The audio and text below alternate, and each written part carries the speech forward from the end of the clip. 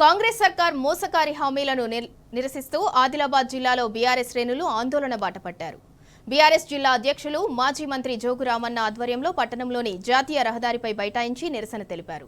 6 గ్యారంటీలు అమలు చేసేంత వరకు ప్రజల పక్షాన పోరాడుతూనే ఉంటామని స్పష్టం చేశారు. రుణమాఫీ, రైతు భరోసా అంశంపై అవసరమైతే న్యాయ పోరాటం చేస్తామంటున్న జోగు రామన్నతో మా ప్రతినిధి రాజు ఫేస్ టు ఫేస్. ఎన్నికల సమయంలో కాంగ్రెస్ పార్టీ ఇచ్చిన 6 గ్యారంటీలను అమలు చేయాలని డిమాండ్ చేస్తూ ఆదిలాబాద్ జిల్లా కేంద్రంలో బీఆర్ఎస్ పార్టీ ఆధ్వర్యంలో పెద్ద ఎత్తున ధర్నా రాసరోగ కార్యక్రమం చేపట్టడం జరుగుతుంది. బీఆర్ఎస్ పార్టీ జిల్లా అధ్యక్షుడు మాజీ మంత్రి జోగురామన్ ఆధ్వర్యంలో కొనసాగుతున్న ఈ ధర్నా కార్యక్రమంలో పలువురు రైతులతో పాటు బీఆర్ఎస్ నాయకులు కార్యకర్తలు పాల్గొన్నారు.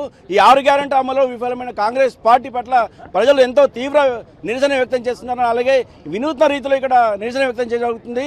గాలిపటాలను చేతిలో పట్టుకొని రైతుల జీవితాలు గాలిపటాలు తెగిన గాలిపటాల మాదిరిగా మారినాయని పేర్కొంటూ ఇక్కడ నిరసన చేయడం జరుగుతుంది. ఇక్కడ ధర్నా కార్యక్రమంలో పాల్గొన్న మాజీ మంత్రి జోగురామన్ అడిగి మాట్లాడే ప్రయత్నం చేద్దాము. సార్ చెప్పండి. ఇవాళ కాంగ్రెస్ పార్టీ ఇప్పుడు కాంగ్రెస్ ప్రభుత్వం ఎన్నికల ముందు కానీ ఎన్నికల తర్వాత పార్లమెంట్ ఎన్నికల్లో కూడా రేవంత్ రెడ్డి ముఖ్యమంత్రి గారు ఇలా రైతులకు 15,000 రూపాయలు ఎకరానికి రైతు భరోసా ఇస్తానని చెప్పిండు. 2 లక్షల రూపాయల రుణం తీసుకున్నటువంటి ప్రతి రైతుకు రేషన్ కార్డు ప్రామాణికం కాదు.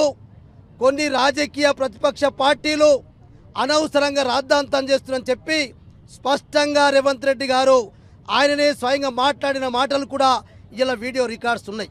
అందుకొరకే మేము ఒకటే ప్రభుత్వాన్ని డిమాండ్ చేస్తూ ఉన్నాం. మీరు రైతులకు స్పష్టంగా మీరు రాళ్ళు రప్పలో ఇంకేదో కాకుండా మీరు కేసీఆర్ గారు 10,000 రూపాయలు ఎట్లయితే ప్రతి ఎకరానికి ఇచ్చిండో ప్రతి కిస్తు కూడా ఇలా మీరు వచ్చిన తర్వాత 15,000 రూపాయలు ఇస్తామని చెప్పి యాసంగి పంటకు లేదు. మళ్ళీ ఇప్పుడు యాసంగి తర్వాత ఇప్పుడు రబీ పంట కూడా లేదు. ఈ ప్రభుత్వం వచ్చి ఇప్పటికీ ఆ 2 కిస్తులతో పాటు ఇవాళ 15,000 అంటే ఒక కిస్తు 7,500 రూపాయలు అంటే 17,500 రూపాయలు ఇప్పుడు ప్రతి రైతు ఖాతాలో. ఎవరు ముఖ్యమంత్రి గారు ఏం చెప్పారు?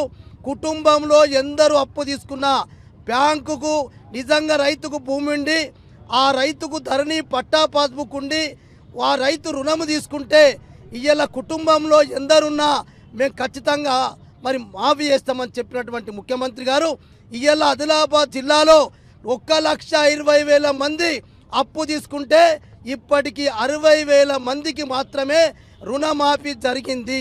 దీంతో పాటు రైతు భరోసా మీరు ఏం చెప్పారు? ప్రతి ఎకరానికి 10,000 రూపాయలు ఇస్తామని చెప్పి 15,000 ఇస్తామని చెప్పి ఇలా 12,000 రూపాయలకే మరి ఇలా మీరు కోత పెట్టినరు.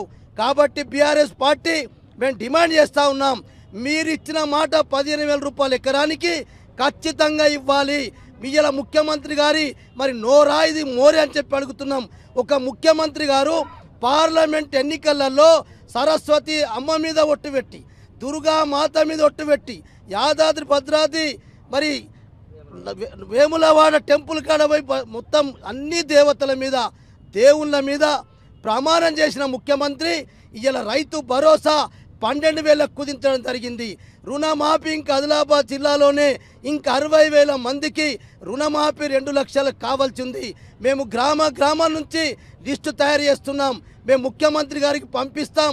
మేము కోర్టులో కూడా కేసేస్తాం. ఖచ్చితంగా రైతుల పక్షాన ఎప్పటికప్పుడు బీఆర్ఎస్ పార్టీ వెంట ఉండి మేము ఇచ్చేస్తున్నాం.